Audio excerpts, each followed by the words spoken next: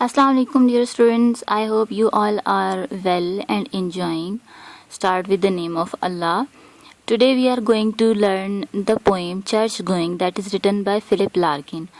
We have learned many introduction many things about Philip Larkin, about his life and his themes which he has used in his poetry.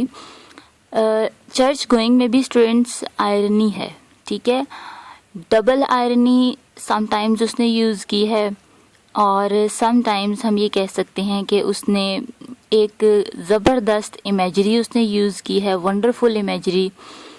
फिर उसने symbols बहुत ज़्यादा अच्छे use किए हैं, references हैं उसकी पोइट्री में।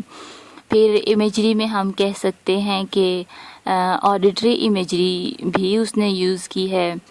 और अब ये देखें कि इसमें अनसर्टेनिटी नज़र आ रही है।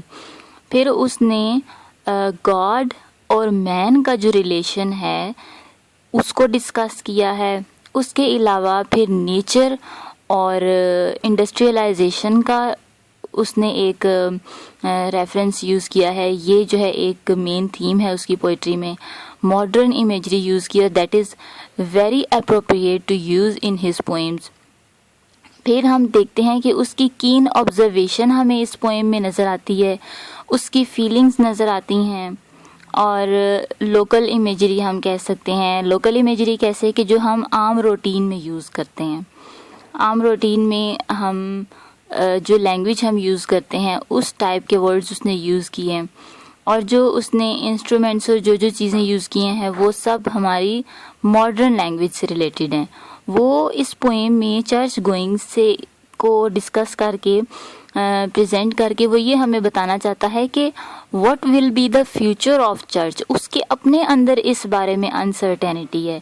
वो खुद कुछ कह सकते हैं कि अनसर्टेन है कि क्या होगा, ये भी हो सकता है, ये भी हो सकता है, ये भी हो सकता है। प्रेडिक्शंस इस टाइप की उसने हमें दी हैं। तो चलिए स्टार्ट करते हैं अपनी पोएम चर्च गोइंग को, जिसमें उसकी कन्फ्यूजन भी है। अच्छा, कन्फ्यूजन हम देखेंगे कि कहाँ कहाँ उसकी है। Once I am sure there is nothing going on. Once I am sure, वो कहते हैं कि आई एम श्योर, ये वर्ड जो है एक्चुअली उसकी अनसर्टेनिटी शो कर रहा है।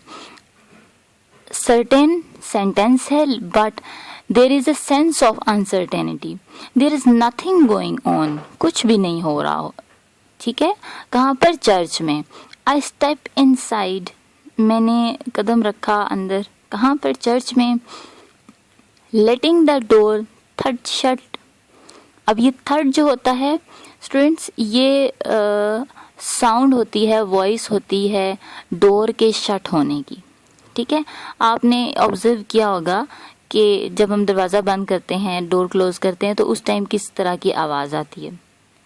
सो वो कहते हैं कि letting the door third shut another church, यानी इसको लग नहीं रहा था कि ये वही चर्च है जिसमें हम इबादत के लिए आते हैं, ठीक है। ये कोई और ही किस्म का लग रहा था। क्यों लग रहा था ये हम आगे चल के देखते हैं। मैटिंग, यानी वहाँ पर मैट बिछे हुए हैं, सीट्स हैं एंड स्टोन, ठीक है। सेक्रेड स्टोन जिसे हम कहते हैं कि अक्सर पड़े होते हैं मज़ारों पर, तो इनके चर्च में भी वो पड़ा हुआ। एंड लिटिल बुक्स, और छोटी छोटी बुक्स, कॉपीज़ पड़ी हैं किसकी? बाइबल की, ठीक है। चर्च में बाइबल की कॉपीज़ कुछ पड़ी हुई हैं। स्प्रॉलिंग्स ऑफ फ्लावर्स, अब जो फ्लावर्स हैं वो बिखरे पड़े हैं इधर उधर उल्टे सीधे, ठीक है। कट फॉर संडे, संडे की जो सेरेमनी होती है इनकी, जो वर्शिप के लिए ये करते हैं, उसके लिए काटे गए होंगे मे बी। ब्राउनिश नाव, और अब जो है ये ब्राउनिश कलर के हो चुके हैं। ब्राउनिश नाव के ब्राउन जैसे जब थोड़े से पुराने हो जाते हैं तो उनमें वो फ्रेशनेस ख़त्म हो जाती है उनके कलर में, फ्लावर्स की, तो अब वो जो है ब्राउनिश हो चुके हैं। सम ब्रास एंड स्टफ, और कुछ मज़ीद जो है, ब्रास कहते हैं पीतल को, या एक आप कह लें कि ये एक धात है, एंड स्टफ, और कुछ मज़ीद सामान पड़ा हुआ है वहाँ पर। Up at the holy end, the small neat organ, और ये जब फादर जो या प्रीस्ट है, प्रीचर है चर्च में, वो जब होली एंड करता है तो उस टाइम क्या होता है, द स्मॉल नीट ऑर्गन, वहाँ पर कुछ ऑर्गन्स भी पड़े हैं। ऑर्गन किस चीज़ के, इंस्ट्रूमेंट्स हैं वहाँ पर छोटे छोटे, यानी जो वहाँ पर बजाते हैं। आपने अगर चर्च में चर्च टाइम पीरियड में देखी हो वो किस तरह से वर्शिप करते हैं। And a tense musty unignorable silence. अब साइलेंस ऐसा है और ऐसा जो है आप कह सकते हैं कि सफोकेटेड टाइप है कि वो उसको इग्नोर नहीं किया जा सकता, कि वहाँ पर कोई हलचल नहीं है, कि ये एक इबादत गाह है, कि यहाँ पर इबादत होनी चाहिए, और यानी ऐसा एक ना इग्नोर करने वाला साइलेंस है वहाँ पर, जो जिसको नोटिस किया जा सकता है, नोटिसेबल हम कह सकते हैं। Brewed God knows how long, यानी ये कितना टाइम से ऐसा है। ब्रूड मीन्स होता है कि कंसंट्रेटेड है, ठीक है, कितना लॉन्ग टाइम पीरियड से, कांस्टेंट, कितना कांस्टेंट था, अल्लाह बेहतर जानता है, ठीक है। That is uncertainty actually. फिर हेटलेस, यानी वो जो है बगैर हैट के गया है वहाँ पर, हेटलेस। और फिर I take off my cycle clips in awkward reverence, तो मैंने एक रिगार्डिंग आप कह लें कि रेवरेंस या रिस्पेक्ट, मैंने क्या किया कि मैंने क्लिप, साइकिल क्लिप्स जो है वो अपने हैंड में लगा लिए। साइकिल क्लिप्स जो होते हैं वो साइकिल को साइकिल जब पैडल जब उसको करते हैं ना, तो पैडलिंग के टाइम में जब आपकी साइकिल में आपका पांचा वगैरह ना फंस जाए, कपड़ों को बचाने के लिए यूं टांग में उसको साइकिल क्लिप को लगा लिया जाता है। तो एहतरामन उसने क्या किया कि वो साइकिल क्लिप्स भी हेड के तौर पर उसने अपने सर पे लगा लिए। अच्छा, हेडलेस वो क्यों कह रहा है, क्योंकि देखें कि हमने देखा है कि वर्ल्ड वॉर 1 और 2 गुजर चुकी है, और ये जो टाइम पीरियड है ये बहुत ही ज़्यादा सफोकेटिंग टाइम पीरियड है, एग्नोस्टिक टाइम पीरियड है। लोगों में अनसर्टेनिटी बहुत ज़्यादा पाई जा रही थी, ठीक है, कि उनका ये कहना था कि फर्स्ट वर्ल्ड वॉर के बाद कोई भी सेकेंड वर्ल्ड वॉर नहीं होगी, क्योंकि लोगों ने बहुत ज़्यादा इससे सबक सीख लिया है कि अब वो नहीं होगी। लेकिन आयरनिकली क्या हुआ कि पहले से ज़्यादा तबाही हुई, पहले से ज़्यादा लोगों की डेथ्स हुई, पहले से ज़्यादा डिस्ट्रक्शन हुई, तो वो जो है एक अनसर्टेनिटी का आलम बन गया और हेडलेस थे लोग, ठीक है। ओके, सेकेंड स्टेंजा की तरफ चलते हैं। Move forward, run my hand around the font, मैं आगे चला, ठीक है, और मैंने अपना हाथ जो है वो जो पानी का जो भी कंटेनर वहाँ पड़ा हुआ है, वाटर कंटेनर जो चर्च में एक सेक्रेड वाटर आप कह सकते हैं उसके लिए पड़ा होता, तो मैंने उसमें अपना हाथ फेरा। फ्रॉम वेयर आई स्टैंड, जहाँ मैं थोड़ी देर खड़ा भी हुआ, the roof looks almost new, जहाँ पर मैं खड़ा था वहाँ पर क्या हुआ कि रूफ जो है उसको न्यू लग रहा था, क्लीन्ड या साफ किया हुआ और स्टोर्ड, ठीक है। ये क्वेश्चन मार्क जो है एक्चुअली शोज करता है कि दैट इज अनसर्टेनिटी, कि जो हो सकता है कि उसको नया बनाया है, या तो उसको साफ किया, या तो फिर उसको रीस्टोर किया है, ठीक है, कुछ न्यू उसमें किया है। अब ये जो है जो राइटर हैं फिलिप लार्किन की कीन ऑब्जर्वेशन को शो कर रहा है, ठीक है, कि कितना ज़्यादा वो चीज़ों को ऑब्जर्व कर रहा है चर्च के अंदर, और ऐसा लग रहा है जैसे इस तरह से वो प्रेजेंट कर रहा है जैसे हम अगर किसी हिंदू के या किसी मंदिर वगैरह में चले जाते हैं या चर्च में चले जाते हैं, तो हम जैसे ऑब्जर्व करें मुस्लिम, और हम उसको किस तरह से प्रेजेंट करें, in that type he is presenting his church. Someone would know, किसी को पता तो होगा, ठीक है, आई डोंट, मुझे नहीं पता। This is doubt and that is called uncertainty. Next line, mounting the lectern, कहाँ गए वो, डेस्क पर गए, ठीक है, जहाँ फादर या चर्च जो भी खड़े होकर वो अपना लेक्चर देते हैं. आई परयूज अ फ्यू. परयूज का मीनिंग होता है कि मैंने कुछ को पढ़ा, ठीक है, मुतालिया करना. हेक्टरिंग लार्ज स्केल वर्सेस. हेक्टरिंग, हेक्टर जो है ये उसने रेफरेंस लिया है एक ग्रीक टाइम पीरियड में. सिटी ऑफ ट्राय था. तो ये काफ़ी लंबी स्टोरी है, मैं आपको शॉर्ट करके बता देती हूँ जल्दी से कि ग्रीक की जो क्वीन थी या प्रिंसेस थी हेलन, वो जो है किसी ट्राय के किसी प्रिंस या किंग के साथ सिटी ऑफ ट्राय में आ गई. और ग्रीक जो लोग थे उनको तो बड़ी शर्मिंदगी हुई, शेम फील किया उन्होंने कि हमारी जो क्वीन या प्रिंसेस है वो ट्राय सिटी में चली गई है. और फिर ग्रीक लोग जो हैं वो जंग करने आए इनके साथ, ट्राय के लोगों के साथ. ट्राय एक्चुअली एक बहुत बड़े जो फोर्ट है, बहुत बड़ा किला था उसका नाम था, और वो जो बहुत ही ज़्यादा मजबूत था. अब सिटी ऑफ ट्राय में के जो है किंग के 5 बेटे थे, जिनमें से एक जो है हेक्टर भी था. ठीक है, वो बहुत ही ज़्यादा पावरफुल था और उसने अकेले में 31,000 ग्रीक फाइटर्स को जो है मार गिराया था. ठीक है, तो इसलिए उसको जो लार्किन है उसने हेक्टर का वर्ड यूज़ किया कि मैंने बड़ी ऊंची आवाज़ में और बड़े बड़े वर्ड्स की जो वर्सेस थी उनको मैंने पढ़ा वहाँ पर. ठीक है, उनको मैंने पर यूज़ किया, लार्ज स्केल वर्सेस. ठीक है, बड़े बड़े वर्ड्स वाली जिसमें बड़े बड़े मीनिंग्स हैं. एंड प्रोनाउंस, और फिर मैंने क्या कहा, हियर एंड, यहाँ पर ख़त्म, इंस्टेड ऑफ सेइंग आमीन. ठीक है, जो क्रिश्चियन है वो भी आमीन को आमीन ही बोलते हैं. तो इसने क्या कहा, हेयर एंड, बस अब ख़त्म. और ये भी यहाँ भी एक आयरनी हिडन है. अब वो आयरनी क्या है, आयरनी ये है कि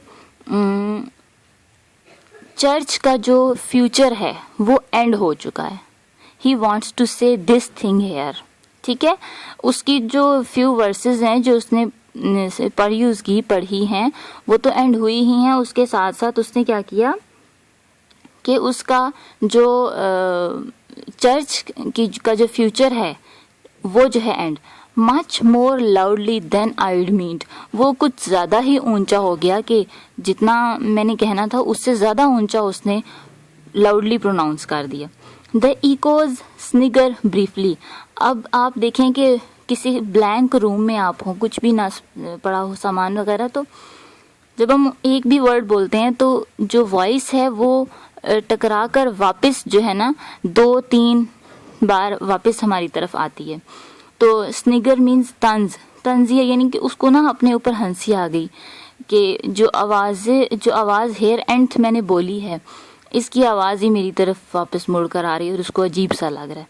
बैक एट द डोर, दरवाजे के पीछे, आई साइन द बुक, मैंने बुक पर साइन किया. डोनेट एन आयरिश 6 पेंस, मैंने वहाँ पर हदिये के तौर पर 6 पेंस दिए. ये एक्सपीरियंस वर्ड नहीं है, ये 6 पेंस वर्ड है. Reflect, the place was not worth stopping for. वो ये शो कर रहा है कि reflect the place was not worth, यानी मुझे मज़ीद यहाँ पर नहीं रुकना चाहिए, यानी उसको अजीब सा लग रहा है. ठीक है, वो मज़ीद अब यहाँ पर रुकना नहीं चाह रहा, मुझे मज़ीद यहाँ पर रुकना नहीं चाहिए. ओके, नेक्स्ट जो है वो अब ये कह रहा है कि येट स्टॉप आई डिड, लेकिन फिर भी मैं रुका वहाँ पर. इनफैक्ट आई ऑफन डू, मैं अक्सर ऐसा किया करता था, रुक जाया करता था. And always and much at a loss like this, और हमेशा इसी तरह मैं रुकता था और इसी तरह टाइम वेस्ट करता था. ठीक है, वो कहते हैं कि मेरा यहाँ पर रुकना वेस्टिंग ऑफ टाइम है. Why I am stopping here for long time. तो wondering what to look for, तो मैं किस चीज़ को देख रहा हूँ यहाँ पर रुक कर. वंडरिंग टू, यानी ये जब भी कोई राइटर किसी भी सेंटेंस या स्टेंजा में रिपीट करता है वर्ड्स को, तो वो जो है इम्पॉर्टेंट चीज़ है। इम्पॉर्टेंट चीज़ क्या कि वो उस पर स्ट्रेस दे रहा है, कि हैरानगी उसको हो रही है कि मैं रुक रहा हूँ और क्यों रुक रहा हूँ। When churches fall completely out of use, जब चर्चेज को जो चर्च हैं वो completely out of use हो जाएंगे तो फिर क्या होगा? जब what we shall turn them into, और हम इसको किस चीज़ what we shall turn into, देखें क्या है, ये आयरनी है और सेकंड चीज़ ये है कि अनसर्टेनिटी है यहाँ पर, ठीक है, इस सेंटेंस में। what we shall turn them into, किस चीज़ में? इफ़ वी शैल कीप, ठीक है, अगर हम इनको रखें a few cathedral chronically on show, यानी हम इनको क्या बना लेंगे, आप कह सकते हैं कि म्यूज़ियम हम इनको बना लेंगे, ठीक है, क्रॉनिकली वहाँ पर यही चीज़ें पड़ी होती हैं ना, जो लॉक केसेस होते हैं। There parchment plate and packs in locked cases.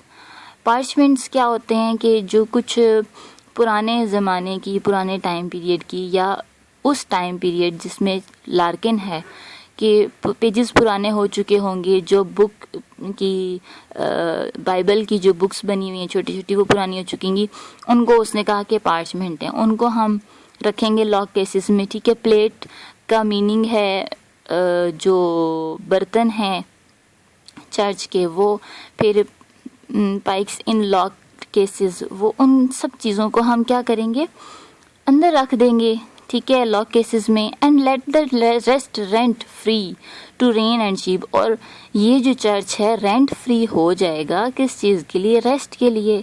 Rain होगी तो यहाँ पर कुछ लोग आकर ठहरेंगे, बारिश रुके तो हम चले जाएंगे, ठीक है। फिर उसके बाद या तो फिर शीप के लिए shall we avoid them as unlucky places, और या फिर हम उसको अनलकी प्लेसेस की तरह हम इनको अवॉइड कर देंगे। अनलकी प्लेसेस कैसे होती हैं कि ये अच्छी जगह नहीं है और यहाँ पर भूत प्रेत वगैरह हैं, और ये मीन्स इस टाइप की ना।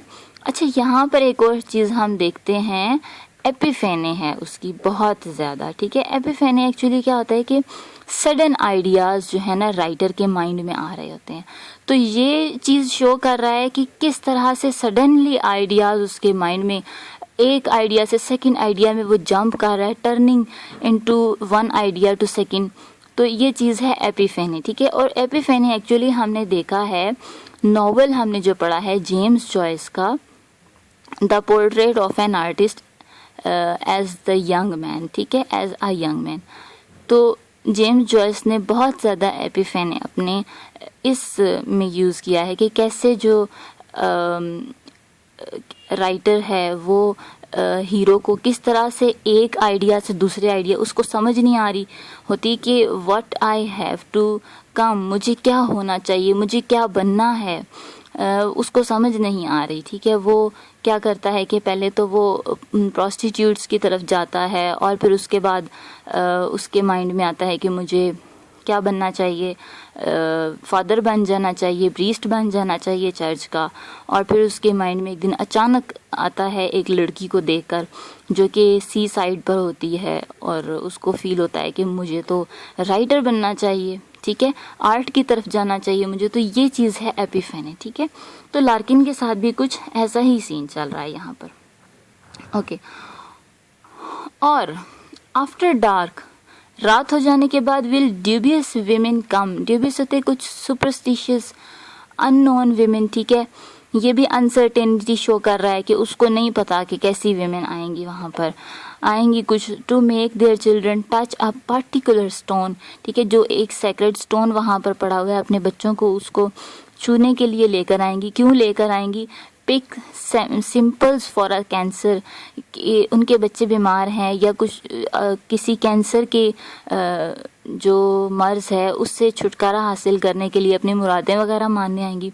और on some advised night see walking a dead one, और कुछ को जो है ये एडवाइस मिलेगी कि रात के वक्त जो है वो आपकी कौन आती हैं, मरे हुए लोगों की रूहें यहाँ पर आती हैं, ठीक है, वो ये कहना चाह रहे हैं। तो उनको देखने के लिए, उन रूहों को देखने के लिए आएंगी। पावर ऑफ सम सॉर्ट और अदर विल गो ऑन। अच्छा, देखिए ये जो ग्रेव यार्ड है, ठीक है, लार्किन को हम पोइट ऑफ ग्रेव यार्ड भी कहते हैं, ठीक है, कि कब्रिस्तानों का जो है ना ये पोइट है। यानी क्योंकि देखें कि इसकी लाइफ में और इसकी पोएम्स में डेड एलिमेंट बहुत ज़्यादा है, डेथ का बहुत ज़्यादा एलिमेंट पाया जाता है। और यहाँ पर भी वो बता रहा है कि डेड वन, ठीक है। और दूसरी चीज़ ये है कि जो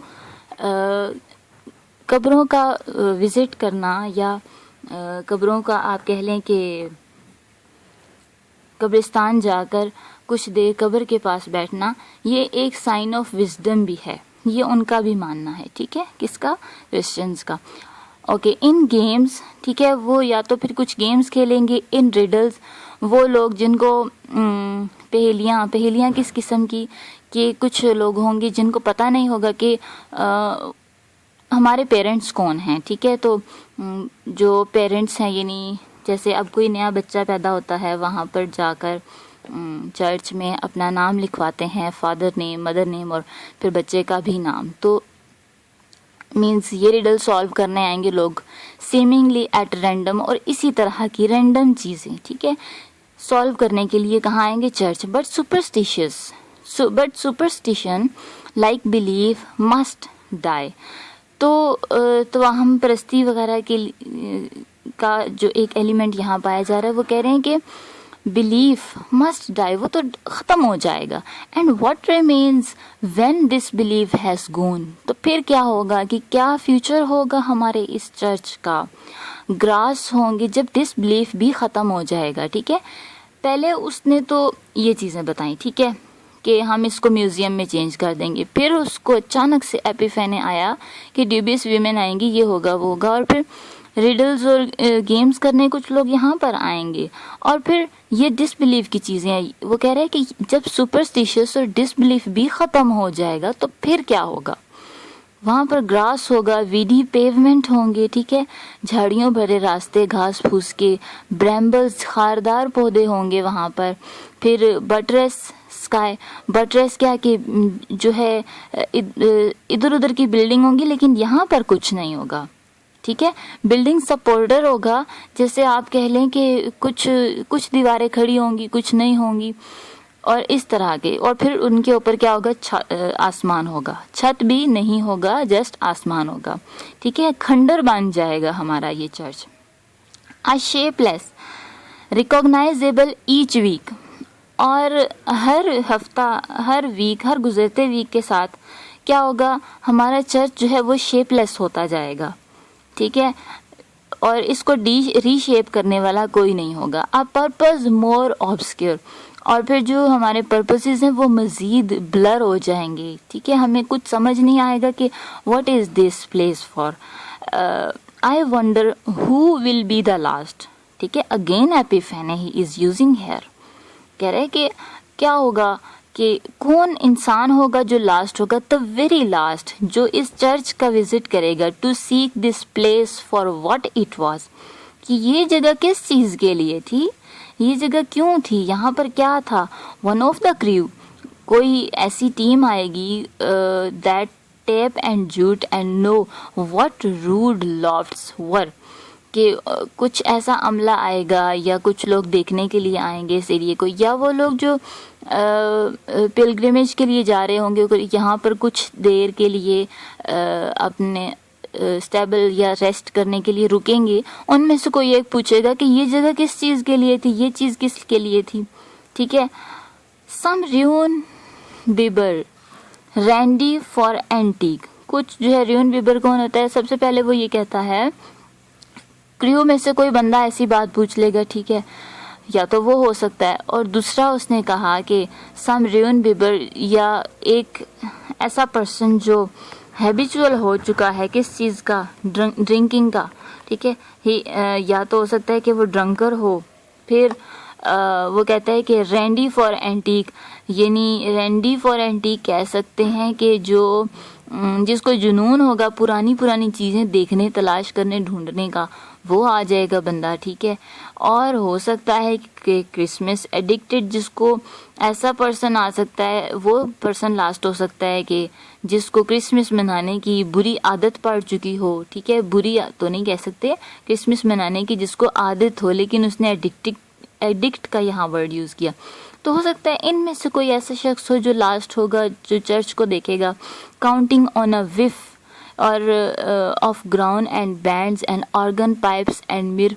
और ऐसे लोग या क्रिसमस में क्योंकि बहुत ज़्यादा हलचल होती है, एक आप कह सकते हैं जिस तरह मज़ारों पर मेले होते हैं उस टाइप का कुछ आप कह लें कि होता है। और वहाँ पर ऑर्गन पाइप्स मीन ये इंस्ट्रूमेंट है बजाने के लिए, ठीक है, म्यूज़िक इंस्ट्रूमेंट, ठीक है। मिर भी और विफ यानी खुशबूदार हवा का झोंका लेने के लिए वो यहाँ पर रुक जाए वो शख्स, ठीक है। और will he be my representative, और हो सकता है कि वो इंसान मेरी तरह हो, ठीक है। अब ये जो है सीन डल, शेबी और ड्रैब टाइप का एक थीम वो यूज़ करता चला जा रहा है जिससे वो सेटिस्फाई नहीं है, ठीक है। ना ही वो इनसाइड से और ना ही वो आउटसाइड। पहले उसने इनसाइड कंडीशन स्टार्ट की जो स्टैंजास थे उसमें बताई चर्च की कि अंदर ऐसा है, उसकी ऑब्जर्वेशन। और जब वो बाहर आया है, बाहर आकर जो आउटसाइड जो कंडीशन वो बता रहा है, जो आउटसाइड सीन उसने लिया है चर्च का, तो उससे भी वो डिससेटिस्फाई है, ठीक है। तो उसने क्या किया कि ये एक ब्लेंडिंग है और मिक्सचर है इमेजरी का, ठीक है, मिक्स इमेजरी उसने यूज़ की है नेचर की बिल्डिंग के साथ, ठीक है। आउटसाइड क्या है और इनसाइड क्या है, फिर गॉड और मैन का एक स्पिरिचुअल रिलेशन जो उसने यूज़ किया वो, ठीक है। तो माय रिप्रेजेंटेटिव वो इसलिए कह रहा है कि लार्किन कह रहा है कि जिस तरह से मैं जो है यहाँ पर आया हूँ, मुझे जो है आदत पड़ी हुई है, मैं यहाँ पर आता हूँ, रुकता हूँ, ठहरता हूँ और जो है अपनी जो सेरेमनी है उसको मैं प्रेजेंट करता हूँ, अपनी वर्शिप करता हूँ। तो हो सकता है कि मेरी तरह कोई जिसको आदत हो विज़िट करने की चर्च, तो वो शख्स आ जाए। ओके, बोर्ड अनइन्फॉर्म, अब ये उसी से रिलेट है स्टैंजा कि आइडिया जो है वो सेम आइडिया चल रहा है कि मेरा रिप्रेजेंटेटिव, जैसे कि मैं बोर हूँ, अनइन्फॉर्म्ड हूँ, नोइंग द घोस्टली सिल्ट, ठीक है। घोस्टली सिल्ट ही रूहानी मिट्टी नहीं हम यहाँ पर कहेंगे, वैसे वर्डली मीनिंग यही है, वर्डली मीनिंग है। और घोस्टली सिल्ट हम कहेंगे कि इंसान तो हैं लेकिन वो रूहों की तरह चल रहे हैं अननोइंगली, ठीक है। डिस्पर्स्ड यानी बिखरा हुआ, फ्रेगमेंटेड, टूटा हुआ, ठीक है। तो देखिए थीम ऑफ चेंज बहुत ज़्यादा उसने यूज़ किया यहाँ पर, ठीक है। कंटेम्पलेशन और कीन ऑब्जर्वेशन है यहाँ पर उसकी, ठीक है। तो जैसे अब हम देख लें कि ओके नेक्स्ट चलते हैं। Yet tending to this cross of ground, और ये जो क्रॉस है जो ऐसे करके ना उनका होता है चर्च, जो हज़रत ईसा अलैहिस्सलाम को जिस तरह उन्होंने हैंग किया था लटका कर ना, तो ये उस क्रॉस की बात करें जो एज अ सिंबल पड़ा होता है चर्चेज में। Yet tending to this cross of ground through suburb scrub because it held unspoiled, तो ये जो है बगैर ख़राब हुए यहाँ पर खड़ा रहेगा। इर्द गिर्द का जो एरिया है वहाँ पर झाड़ियाँ, खारदार पौधे शौधे सब कुछ उगाएंगे, लेकिन उनके बीच जो है ये एक स्टिल स्टैंड खड़ा रहेगा।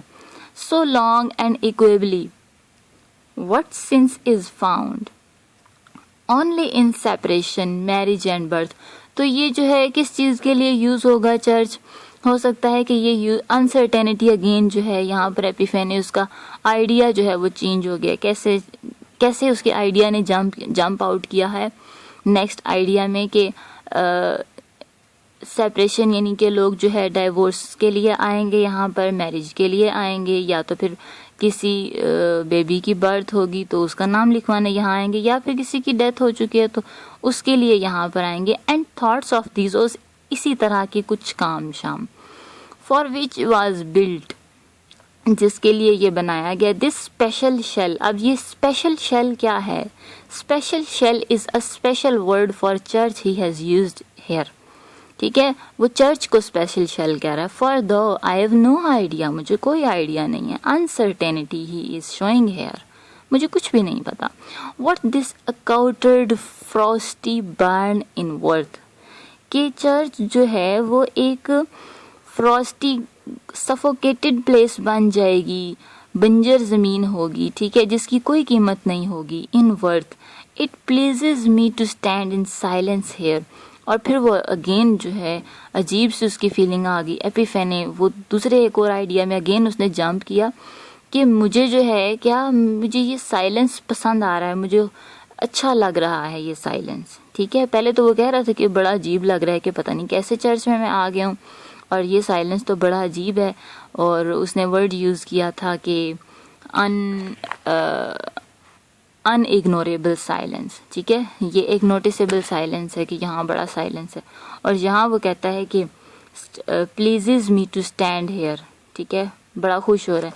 अ serious house on serious earth it is, ये एक सीरियस घर है ज़मीन के सीरियस टुकड़े पर. इस सीरियस ज़मीन पर, क्यों सीरियस ज़मीन है, वो वर्ल्ड वॉर 1 और 2 दोनों का जिक्र यहाँ पर कर रहा है कि ये लाइफ जो है वो एक सीरियस हो गई थी, बिटर लाइफ हो गई थी. ये यहाँ उसने बिटर सटायर यूज़ किया है. पेसिमिस्टिक उसका व्यू है यहाँ पर. हाफ मोकरी, वो हंस भी रहा है. देखें, पहले उसने मोक किया किस चीज़ पर, कि साइलेंस है यहाँ पर जो नोटिसेबल है, जो उसको पेन दे रहा है. ठीक है, यहाँ पर उसने कहा कि प्लीज़ हो रहा है. ठीक है, तो हाफ मोकरी है यहाँ पर. और फिर वो आगे जाकर ऑप्टिमिस्टिक भी हो जाता है. ठीक है, contemplation at the end, last tense हमें आती है. आगे हम चल के देखते हैं. In whose bland air all our compliance meet. ठीक है, और हवा के इस खूबसूरत झोंके पर क्या होता है, इस खूबसूरत झोंके में ब्लेंड होता है एयर का. ऑल आवर कंपल्यंस मीट, हमारे जितने भी प्रॉब्लम्स हैं या कुछ भी हैं, वो सब हमें किसकी तरफ ले जाते हैं, चर्च की तरफ ले जाते हैं. Because this is a serious house on serious earth. ठीक है, हमें कोई भी प्रॉब्लम होता है तो हमारी एक, आप कह लें कि जो स्पिरिचुअल अटैचमेंट है वो हमारी चर्च के साथ है. एक्चुअली में कुछ भी हो, देखिए वो जितनी भी चीज़ें उसने पीछे डिस्कस की हैं कि कौन होगा लास्ट पर्सन जो यहाँ विज़िट करेगा. फिर उसने लोगों की भी टाइप्स बताई. हो सकता है कि वो किसी क्रू में से या किसी पिलग्रिम जो है अदा करने जा रहे हों लोग, उनमें से कोई एक इंसान ये पूछ ले क्योंकि उसकी अटैचमेंट होगी. फिर वो कहता है कि हो सकता है कि वहाँ पे जो चर्च एडिक्ट क्रिसमस एडिक्ट हो वो आ जाएगा, हो सकता है वो लास्ट पर्सन हो. यानी 3-4 उसने फॉर्म्स बताई. फिर उसके बाद वो कहता है कि ड्यूबियस विमेन आएंगी, हो सकता है कि वो इन कामों के लिए आए, डिजीज़ को दूर करने के लिए. ठीक है, तो इस तरह की चीज़ें उसने, यानी किसी भी तरह से हमारी अटैचमेंट तो ज़रूर है ही है, चाहे वो हम डाइवोर्सेस के लिए आए, मैरिजेस के लिए आए, बर्थ किसी बेबी की हुई है या किसी की डेथ हुई है, तो लेकिन हम यहाँ पर आएंगे ज़रूर. That is compulsion meet. Are recognised and robed as destinies. Similarly उसने यूज़ की है, robed as destinies and that much never can be obsolete. तो ये चीज़ें तो कभी